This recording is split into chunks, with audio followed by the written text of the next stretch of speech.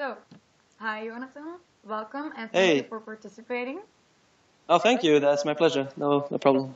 Okay, so I'm going to be honest with you. This doesn't need to be very formal, so it can just be like a casual Okay. talk between you and me.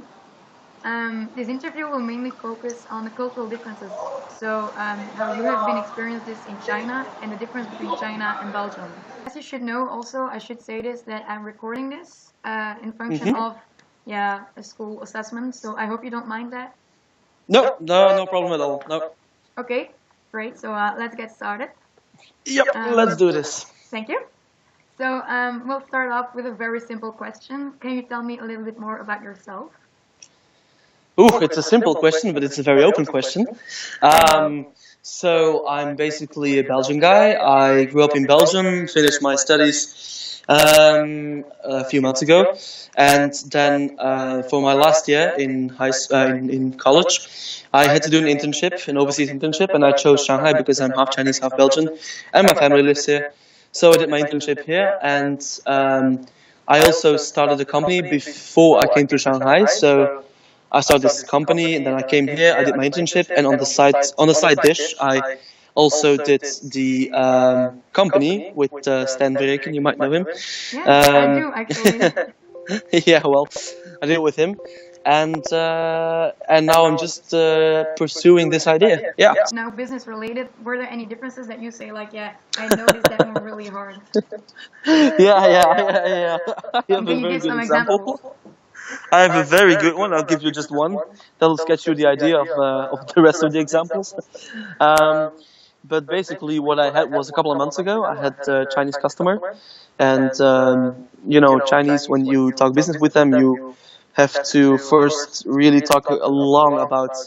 You have to talk a long time about personal life and stuff, and about kids and whatever if they have kids or not, and about their families and what they did and this and that. And this often goes together with drinking a lot of baijiu, which is Yeah, what is it? it's uh, it's a Chinese liquor, which is pretty strong. It's a liquor that that has an amount of 52% of alcohol. Yeah, the alcohol percentage is 52, so it's pretty strong, and you have to drink a lot with them. And Why do you have to I drink a remember lot? because that's It's part like of the common cultural. sense. Yeah. Sorry, yeah, it's part of the culture here. It's drinking, and also Chinese people, they always try to, how to say this, they try to challenge foreigners because Chinese people are not very good at drinking. At least that's what I thought until they challenged me, and I lost. But eventually we got some good deals, so that was okay. But yeah, I was really sick for a few days, and oh my god, up to now I still cannot drink much alcohol because because of that. Yeah, well, yeah, So, that's since you were saying that you've always known something of the Chinese culture since your family you're lives there. correct. So, can you say that you feel part of this culture, or how much do you feel a part of this culture? Well, I feel like how to say this. I would say I would feel like 30% part of the culture and 70% part of the Belgian. Yeah, well, if Belgium has a culture, 70% of the European culture. Yeah, I think that's more um, representative. exactly. Yeah, or let's say the Flemish culture maybe.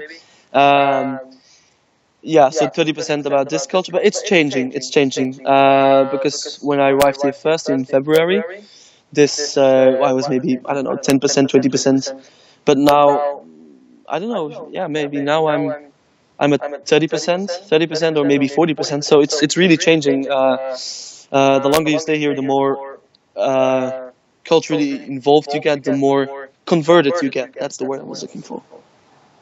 Okay, really sounds interesting, but it sounds pretty difficult too. I think it's pretty hard if you haven't ever been to China or haven't ever had this touch with it. I think it's really hard living there all of a sudden. Yeah, it requires a lot of sacrifice. That's correct. And as you said, indeed, it's correct. If you have family and stuff, it's a bit more light on you. But um, if you have all your stuff in Belgium, then it's a very big step. This is also a big step what I did, but yeah. Otherwise, Um, when talking back about business, can you sure. say What's the biggest difference between working in Belgium and working in China? So business related. Okay, business related? Business Yeah. related, yeah. Okay, for Or instance. aside from the drinking concept. Yeah, of course. Yeah, I think we covered that area. But basically, um, okay. So I'll give you an example. A couple of months ago, I had a meeting with a Belgian client, and it took months for them, or no, weeks actually, weeks for them to decide what they wanted to do, right? If they want to go with the deal or if they want to retreat and not go on with it. But in China, time is money, really money. So if they want to see you, if they ask to see you, you can be sure that they will order some services or products from you the same moment. So they know what they want here, and they already worked it out pretty well. So For China instance, in is Belgium, more, sorry, please. sorry, China is more risk taking than Belgium. That's what I I wouldn't. understand. It's calculated risk, calculated. I think. But Yeah. now that we're talking about women, Sure. I had one specific question about it actually. Go. So talking about business and personal life in China, would you say that there's a lot of gender equality, or would you say that women are given the same opportunities as men? Because Well, I'm not sure about that one. I was really interested. yeah, that one you have to ask to people who live here because I will like me because the media in Belgium you cannot trust. I mean, the media in Belgium is not, or the media in Europe, or even the media in China, is not very trustful. So a couple of years ago, let's put it that way, China was not as stable as now, and there was still, let's say, a big hierarchy thing in China. So basically, the man would be on top of the pyramid, and the women would be down at the not at the bottom, but close. But the last 5 years, I've seen this change like crazy for crazy. For instance, at the hotel where I worked with my internship, most of my duty manager were females. I mean, were women. So this is really changing. Of course, a couple of years ago, this was not the case, and they did not have the same chances or opportunities as men. But right now, it's changing completely, and they're getting very, at least in Shanghai, they're getting very, very modern about it. Yes. So there are actually more business women. Yes, a lot more than you would have. Yeah, than you would imagine. Actually, of course, still the the amount of businessmen and business women is still huge, but there are a lot. I would say, from my experience, maybe one fourth, one third, one fourth is women. That's really good evolution, Yeah. if you ask me. Yeah, which is not too bad because I know I also had the same idea when I came here at the beginning. I also had like, oh, China is like only men, women can clean the floor, A little whatever. bit oppressed, yeah. But if you come here, it's gonna change your mind, believe me. But that's exactly what the Western media doesn't want you to know.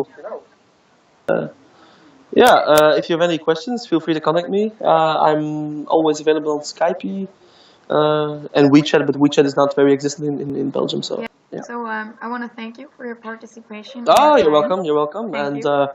I'll be more than happy to welcome you here in Shanghai.